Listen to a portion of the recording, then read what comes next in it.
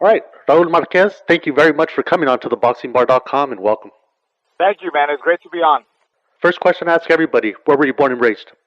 I was born in 1971. I was born in Mexico in a small town called Valle Hermoso, Tamaulipas. It's a border town to Brownsville, Texas. I was born there, and actually I came to the United States at the age of 2. Came to Chicago, Illinois, and then of course my brother was born there, Aldo, and we ended up settling in Houston, Texas. Probably since I've been in Houston since I was like 4 years old. And what was it like for you being raised there in Houston? My dad came over here from Mexico, because obviously the United States, the land of opportunities, if you choose the right direction and which way to go, and whatever you like to do. And the childhood, we lived in Northside Houston, which was not such a great part of the town neighborhood in Houston. But my dad and my mom, they did the best to raise us, and I think we all grew up to be pretty good kids. And I get so many different answers on this when I ever ask a fighter, what were you like as a kid? Some people say they were shy. Some people said, they were crazy. What were you like as a kid growing up? Actually, when I was growing up, I was very shy. I was a very quiet kid. I was, man, you could always say I was almost a sissy, I wasn't tough. I wasn't rough. I guess you could say kids would take advantage of me. That's just the way I was. And honestly, I didn't grow up to be that way because boxing made me who I am today. So I thank boxing to where I'm at because I come a long way since I was little. Sometimes a kid's mentality comes out from their household when they were a kid being raised. What were you guys like as a kid? You and your household there with your parents and siblings. Were you guys pretty close as a family? Oh yes, I've always had a close family. My mom and dad. My dad was the only one that worked in the family, and he went to work every day, and my mom would cook 3 meals a day for us. Breakfast, lunch, and dinner. Make sure we got fed well, and getting fed 3 times a day. And my mom would help us do our homework. My dad would come in after work, and then I started boxing when I was 7, 8 years old, and he would take me to the boxing gym. Again, we were a very close family. We've always been a close family, still are, and always will be. That's the way it seems like it. School life. I mean, were you a good student? Did you have a lot of friends? Did you have a lot of girlfriends? What was school life like for you?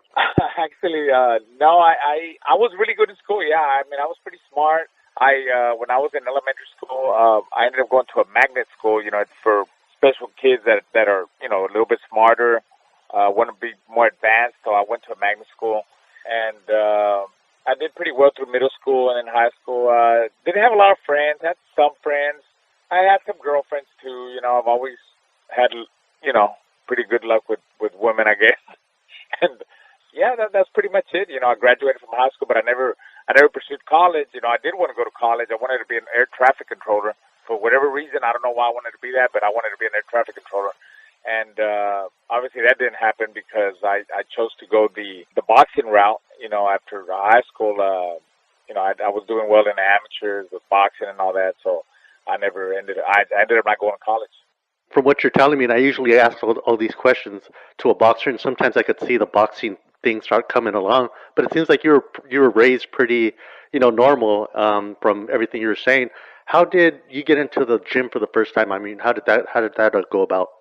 Well, what happened was my father he was always a boxing fan, and even when he grew up, he was a boxing fan. He followed all the, back in the days, the Mexican fighters like Ruben Olivares, Carlos Zarate, Pipino Cuevas, Salvador Sanchez.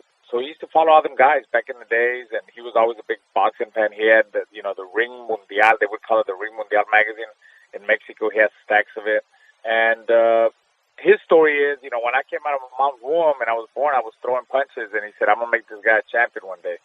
So my dad is the one that got me into boxing. When I was 7 years old, we would train in the garage in Northside Houston. We had he filled up a army bag with sawdust, so that was our heavy bag. We had a speed bag. I would jump rope, and he would, just to his knowledge, whatever he knew about boxing, he would train me there. And finally, we joined a boxing gym, PABA, and I had my first fight at 8 years old in 1980 in the Salvation Army Boys Club in downtown Houston. I won my first trophy. And ever since then, I mean, it just that first trophy grew to 10 trophies, 20, and winning all these tournaments, and that's how boxing came about. That's how I started boxing because of my dad being such a big boxing fan, and I started doing it. He asked me if I wanted to do it, and I mean, you got to realize this is a guy that I wasn't such a tough kid. I mean, I wasn't a street kid. I wasn't a guy that was gonna start fights. I wasn't that type of kid. He asked me, "Do you want to box?" And me as a boy, I'm like, I can't tell my dad no. I don't want to box. Like I'm a boy. I'm a man. I'm a boy. Boys are tough. So that's how it started. That's how the boxing thing started. Would you say you had like an actual attraction to boxing, or did you mostly do it because you felt like your dad was kind of giving you that little push to do it? I mean, or were you actually attracted to it? My dad pushed me to do it, but I was also attracted to it. Once I started doing it, I was pretty athletic. Like I was good. I was a natural, I guess. Because I was winning. I kept winning for a while.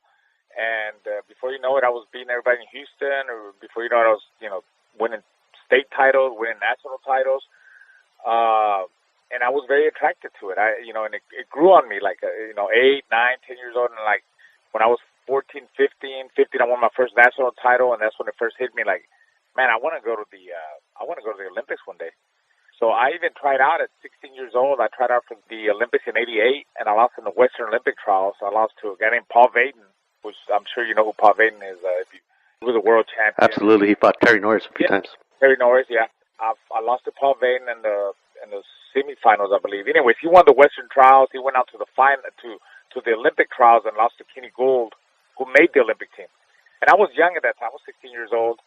I beat a couple of guys before I lost to Paul, and so I waited around for the next Olympics. Maybe I was young, 16, 17, something like that, and I waited around for the next Olympics, and sure enough, I made the Olympic team. Obviously, everybody knows about that, and it was tough. I mean, I had a tough weight division. I fought some tough guys. Robert Allen, who fought for the title with Bernard Hopkins a couple of times. Lonnie Bradley, who was the WBO middleweight champion. And Antoine Eccles, another guy that fought in the Olympic trials, who fought for the world title too, and it was a pretty good, decent middleweight. So it was a tough division, but I earned it. I beat these guys, and I made the Olympic team. And unfortunately, I didn't medal. I was favored to win at least a bronze medal. It's always going to come up. Every now and then I watch that fight when I lost in the Olympics. I won 2 fights, lost in the quarterfinals to Orphan Delivas. Not too long ago, my dad was showing me my passbook, my boxing amateur passbook. How the guy that I lost to Orphan Delivas by like 3 or 4 points, and I lost the fight in the last round. I think I got screwed with the new computer scoring system. The fight could have gone either way. I still think I won. I literally lost the fight in the last minute and a half of the 3rd round. It was all of a sudden it started going beep, beep, beep, the points. And I lost like 17 or 14 or something like that. 17 to 12. I don't know, but I lost by 3 or 4 points, but it was just weird. It started going beep. They gave him points, and then he ended up winning. He went to the finals and got a silver medal, and he lost to Juan Lemus. And 5 months before the Olympics, I beat Juan Lemus, the guy that won the gold medal. So, it tore me up. It hurt, but after that, hey, we turned pro, and, I went on to have a pretty successful professional career, and, Do you think it's important to have a good amateur background before you start a pro career? Oh, absolutely. That is the most important thing. Every time, now that I cover fights, every time you see a fighter that has some amateur background and is not learning on the job, and he won some national titles, even state titles, or fought international fights, or was an Olympian, that's everything. That means a lot. It's a good foundation. It's this kids, that have fought 100 amateur fights, 250, whatever, and, they fought against different styles, that prepares them for the pros, man. That gets them ready for the pros. That means a lot compared to a guy that just had 10 amateur fights, or a guy that just barely started and boom, you want to go in there and turn him pro. It's going to be a big difference. You'll be able to tell the experience in the ring right away, because you're going to see the guy that's more educated, has a better style, has, was more confident inside the ring, more relaxed. You'll be able to tell, and just having that amateur experience, all that helps you a lot when you go pros. Let's say when you won the your qualifying fight to go on to the Olympics, that experience of just winning that, knowing you're going to go to the Olympics, What was that like for you personally, if you can remember? Well, I mean, me as a young man at that time, it just it meant a lot in the way that, man, I worked so hard all these years. I was, on the national team like 4 years because I won two national titles. I won Olympic festival titles. I won a lot of tournaments in the nationals. I won a bronze medal in the Olympics. I mean the World Championships in Moscow in '89. I was a top amateur for 4 years. I mean, I was ranked in the top six in the world, and I was the number one guy in the United States. And it was hard work, dedication. To stay on top for so many years.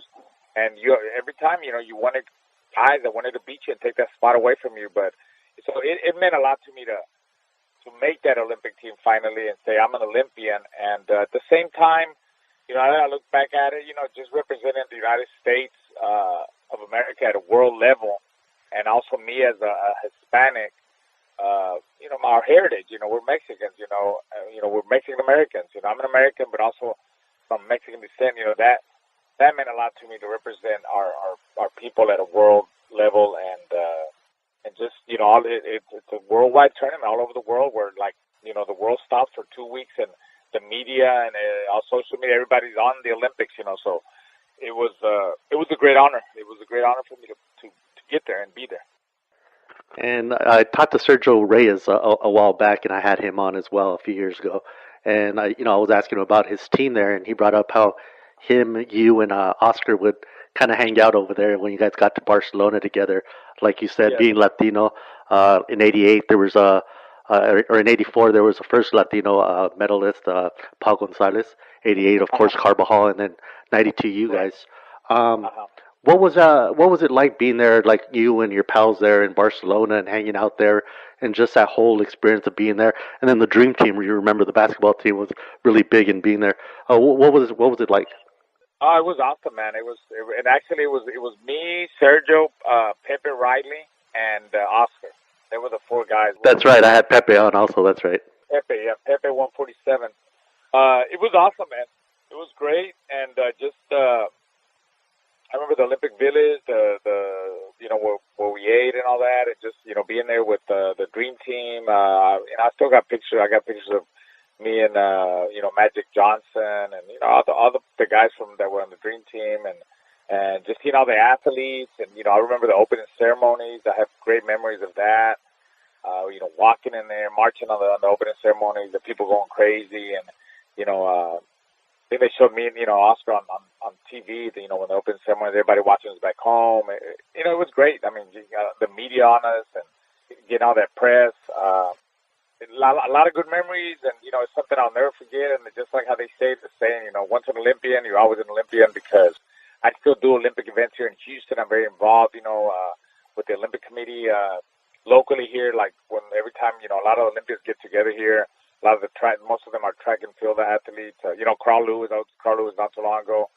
Mary Lou Retton, some of the gymnast girls, some of the track and field people. We're always doing events and representing. Just being part of the Olympic movement. I'll be 60 years old and still be a part of that because I was an Olympian. Absolutely, and represent our Yeah. country as well. Uh-huh. The nickname El Diamante. How did you get that? My dad, before I became a world champion, I was a diamond in the rough, as diamante, like on the rough. And then when I became champion, the diamond started shining like it was supposed to be, so it's more polished, as he was saying. And that's where it came from, El Diamante. And as a matter of fact, my son is El Diamantito now, so Arturo is El Diamantito. That's what they baptized him like that on the guys from Solo Boxeo. They called him Little Diamond or El Diamantito, so we stuck to El Diamantito. Deciding to become pro, what was that first fight like? Now you're going to be in the pros with no shirt, no headgear, all that stuff, and now lighter gloves, but you're going to get hit harder as well. What was that first experience like going into that ring? Well, I remember I fought on NBC. My fight was in San Antonio. Jesse James Leija. Back then I was with the Duvas, Lou Duva, because I had signed with Main Events after the Olympics, and I had a lot of fans because, I was not too far from Houston. I had a lot of relatives that come from Mexico.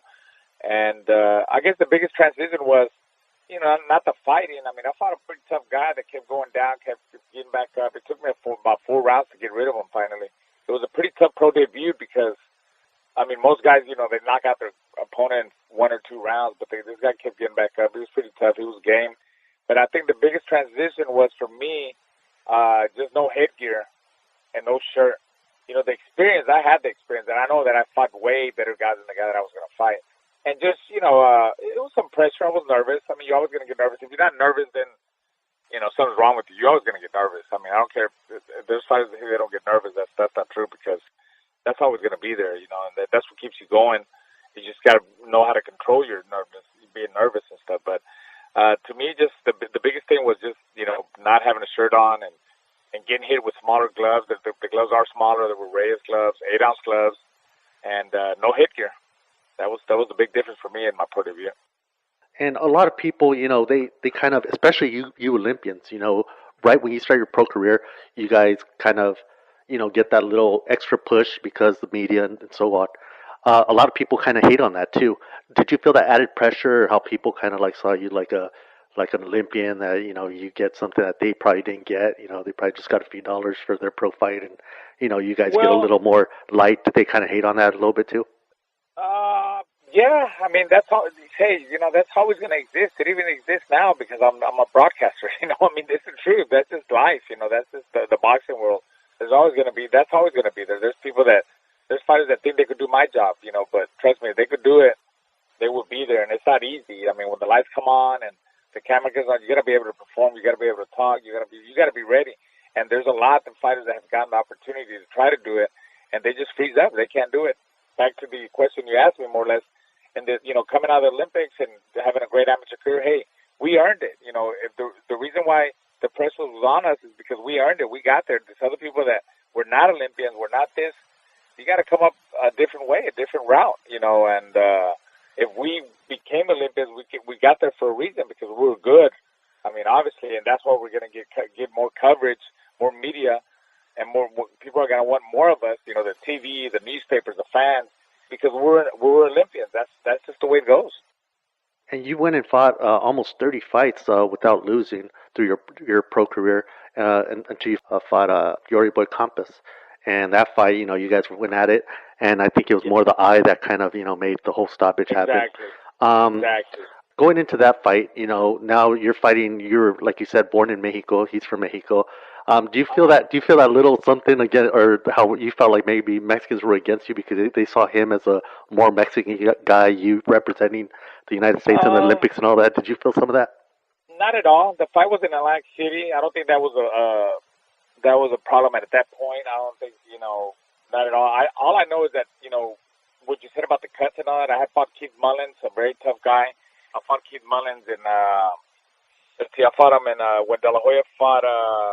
Who did De La Hoya fight? De La Hoya fought Hector Camacho. I was the co-main event, and I got beat up pretty bad. You know, I pulled out the decision. I still thought I won, but I got cut up pretty bad. But I took the Yuri Boy Campos fight like 3 months later. You know, and it was just too early. My face looked healed from the outside. It looked healed from the outside, but from the inside, it wasn't healed yet. It was like the doctor said, it was traumatized.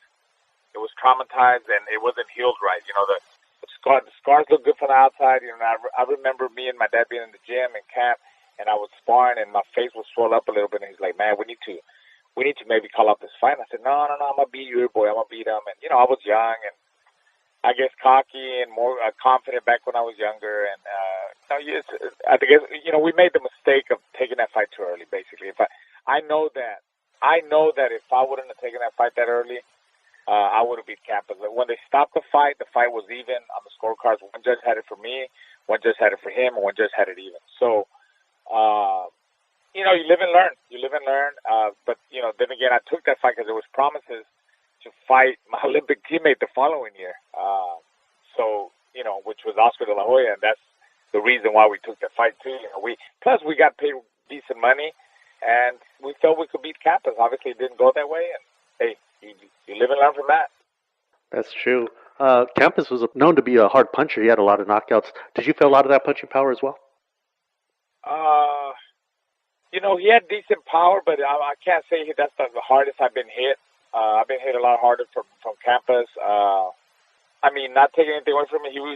Good fighter, come forward. I mean, you saw what he did with Trinidad. You saw what he did with a lot of fighters. I mean, he was a knockout artist. I mean, but I can't say that was the guy that hit me the hardest because it wasn't obviously. And but he was a decent fighter because he was tough, rugged, and he came forward and he came to fight. You know what I trip out on, Raul? I was just talking about this with a friend the other day, and how fighters, back then you lost and you came back even harder, and nowadays it seems like they lose and they just want to retire. You know what I mean? Like for some Yeah. reason they need to have that. Oh, for whatever reason now. That's why we have so many Right. undefeated fighters because they don't want to fight each other. Um, Right. Sometimes it's their fault, sometimes it's not, sometimes it's politics. But regardless, that's how it happens. After this first loss, were you ever unmotivated to continue, or did you know that you had to come back stronger? Well, I took off for a while. I took off for about 8 months, and then I came back and I fought Chibata Flores on ESPN, which is a tough guy, from California, Jose Chibata Flores. I was very disappointed. I was very upset at the loss. I mean, I was down for a while, man. I really was because I'm a winner in life and in boxing, and I lost the title, so. But I wanted to come back, and I came back strong, and I beat Chibata Flores, and I worked myself up to getting a shot at the title. By then, Fernando Vargas from Oxnard, from La Colonia, had taken the title away from Uruguay campus, and I talked myself into getting a fight with Fernando, and I did get it. And, and obviously I didn't win there. I wasn't successful. But, I got the shot at the title again. And obviously, I'm going to ask you about that fight, me being from Oxnard, and you guys make that fight to have that fight happen. He was a '96 Olympian from the following Olympics that you were on the following team. Yes. What you guys had on that little, what was it, the weigh-in where you guys had, or he pushed you or something like that when you flexed at him? Was it something between you guys, or was it solely because you were a friend of Oscar, which he was an enemy of at the time? It was. I think it was.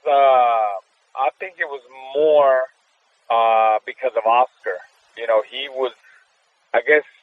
I got to him because of Oscar. That's what I think. Because me and Oscar were somewhat friends, and we were roommates, teammates in the Olympics, and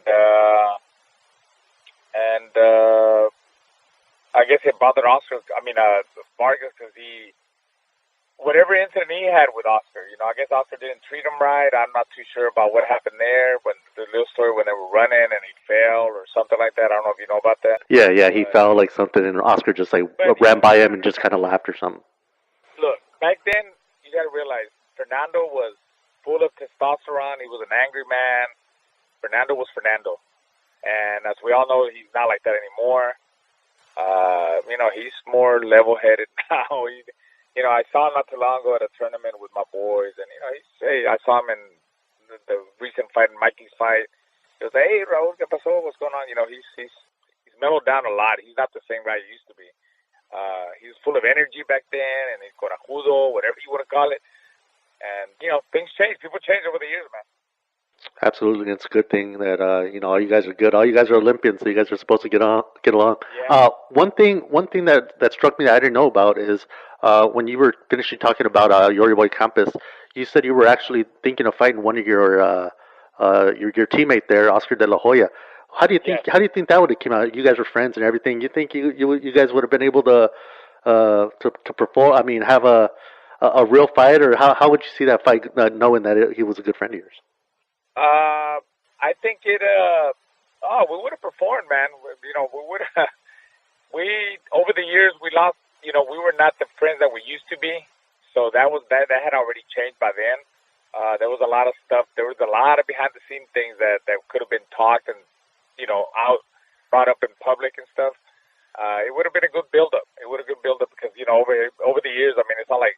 Obviously, me and Oscar are not the friends that we used to be back then. If I see him, I say, "Hey, what's up?" Blah blah blah, whatever. But it's not like when we were roommates and stuff, and we would travel the world and share rooms. It's nothing like that anymore. He's in his own world, obviously, and we know what world he's in. And I'm in my own world too. That's the way it goes. But I think it would have been a good promotion. And me, I'm always a tough fight for anybody. It would have been a good fight, man. I would have brought it to him. And you go on and fight some terrific fights, and I know you're running out of time here a little bit, and but you had Shane Mosley, Jermaine Taylor, and your last fight with Arthur Abraham. which you Yeah. were going up to middleweight to do that one, Right. and he happened to win by TKO. Uh-huh. How did you know it was time? And I'm going to bring this up because Roy Jones Jr. is going to fight on Friday. Yeah. When did you know it was time to say, hey, you know what? Although I've had a great run, from when I was a kid, hey, it's time to stop this, getting into the ring anyway stuff. When did you know it was time and why? Well, I mean, look, I was 37 years old, and I worked myself up to fight for the middleweight title again. I beat Giovanni Lorenzo, an undefeated Dominican guy that was supposed to beat me on Showtime. That's what earned me the fight at Abraham. We fought for the number one spot, and I beat him, and I pulled it out. I upset him actually. I wasn't supposed to win, and I got the shot at Abraham. And I went up to Germany, and obviously things didn't go my way, and there was no need for me to continue boxing. 37 years old, I have a family, I have kids. No reason, no reason. And I was doing broadcasting like at a lower level, but not like where I'm at now, like with Showtime. And I always knew there would be life after boxing. I do very well with Showtime as a broadcaster. I love doing my job. I cover the big fights in Spanish, and then I do the series Showbox with Barry Tompkins and Steve Farhood, which are two Hall of Famers that are going to be inducted to the Boxing Hall of Fame this year.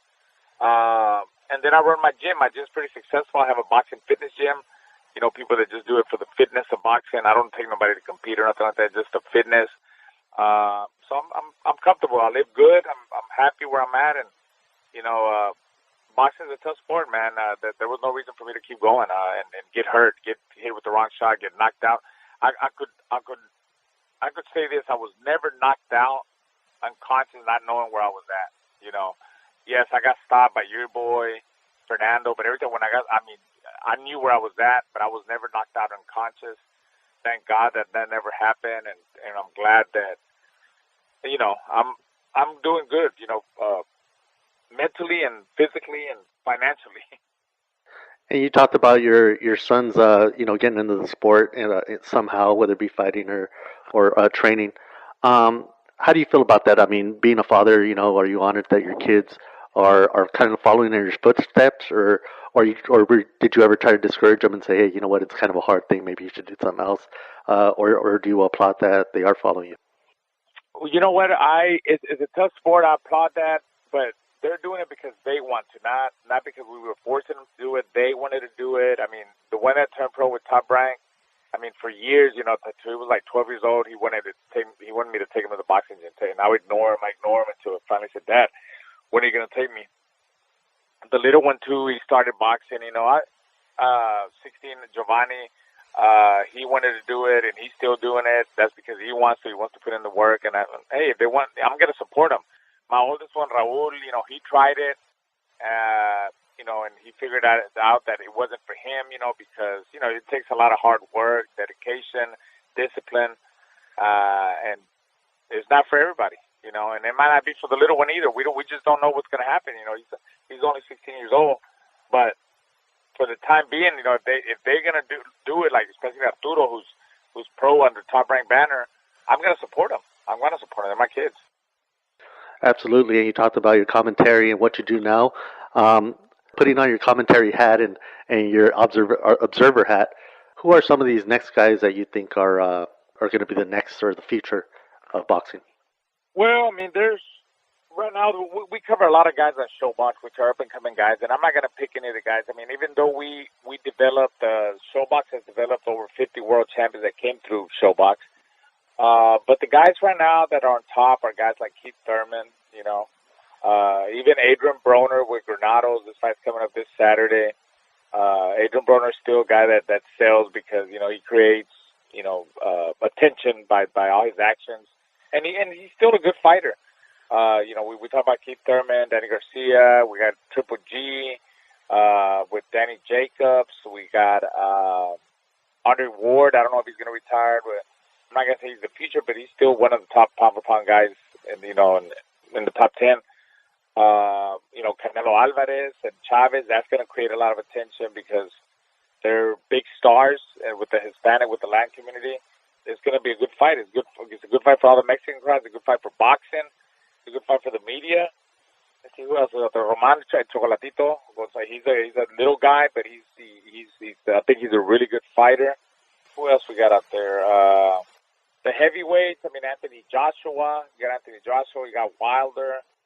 Yeah, it's opening up the heavyweight division, but I don't think it's. I mean, I wish you could go back to when there was just one guy like Mike Tyson. You know, it was Mike Tyson or Evander Holyfield. That's all I could think of right now. 140-pound division. I like this prospect that's going to fight Cal Brooks, Errol Spence. I think he's a terrific. I'm sorry, Kel. Yeah, you're right. I'm sorry, Kel Brook, Errol Spence. Errol Spence. I really love Errol Spence. He's a good fighter, man. He's from Texas. Errol Spence is a really good fighter. Derek James is, who's my friend, and we fought in the Junior Olympics together. We won the JOs together. He trains them. He's a good trainer. He's become a really good trainer. He trains Errol Spence. I'm telling you, from 140 to 147, that division is stacked with some talent. A lot of good fighters. Like you were talking about, Kel Brook, Thurman, Danny Garcia. What do you think of boxing that's starting to leak over to Texas is becoming a big stage for boxing? It always has been, but I mean, it seems like most recently it's growing bigger and bigger. They were even thinking of having the Canelo fight over at Texas Dallas Stadium. Yeah. And unfortunately that didn't happen. I kind of wanted it to go over there, but unfortunately that didn't happen. What do you think of the whole boxing scene there in your state of Texas? Oh man, I think it's great. There's a lot of promotions out here. Top Rank is promoting a lot of fights out here. My son is, like I said, he's fighting in El Paso. He fought in Dallas. He fought twice in Laredo, once in Houston. Even our Robert Garcia from Oxnard, he has a gym over there in San Antonio. Yeah, in San Antonio with what's the fighter's name? Oh my God, Tanajara was with Golden Boy. Hector Tanajara, who's an That's amateur, right. was a top amateur. And his dad is the one that runs the gym in San Antonio. And I can't forget my boy, Carlos Famoso Hernandez, is in Texas also. Carlos Famoso Hernandez, he's got a gym. Jesse James Leja's got a gym over there. Here in Houston, we got a bunch of gyms. Paulie Ayala. Paulie Ayala's got I saw Paulie at one of the national tournaments too. Texas. To me, Texas we've always had good fighters. Every time we went to the nationals, we would do. If you got out of Texas, if you won the state here in Texas and you went to the nationals, you were going to do good. It was always Texas, California. You got the guys from St. Louis, the guys from New York, from Philadelphia, some DC fighters. So Texas always had a good. It's a good hotbed of boxing, and I think it keeps growing. It's getting a lot of attention. We got a bunch of boxing gyms over here. We got a lot of ex-world fighters that are trainers, managers. And we got a lot of promotions going on over here in every city. Every city, the Valley, down in McAllen, Houston, San Antonio, Laredo, El Paso, Dallas, all that. They're great fight towns. People love, to see boxing. They come out for them shows. True, from corner to corner. You being a proud Texan, you were born in Mexico, you're being a proud Mexican. Being a proud American, obviously represented us in the 92 Olympics. I know you're going to be around for another 100 years, but, once it's all said and done, how do you want to be remembered to what I call the 3 big Fs? Your family, your friends, and your fans. How do you want them to remember you when they think of Raul Marquez? Well, just that, number one, everybody is to be treated the same, no matter who you are. But to me, just as a fighter, I was a warrior. I came to fight. I was an action fighter. I left everything in the ring. Just a hard worker, and I was more like the people's champ. I'm the kind of guy that talks to anybody and everybody, anybody on the street. There could be some fans that, hey man, we're having a carne asada over here. You want to come have a couple of beers with us, and we're drinking beer, barbecuing, and I'm gonna be there. That's the kind of guy that I am. I was more I'll talk to anybody. I will talk to anybody, and I was just a overall great person. And it seems like people see me that way. It seems like most people see me that way that I know of, and it was a good example. One of the good examples in boxing, because we've had a lot of bad examples in boxing. I think I want to be considered as one of the good guys in boxing. And you are, my friend, and thank you very much for your time. Thank you very much for coming on to theboxingbar.com and sharing your time and your story with us. I appreciate it. Oh, I enjoyed it, man. Anytime.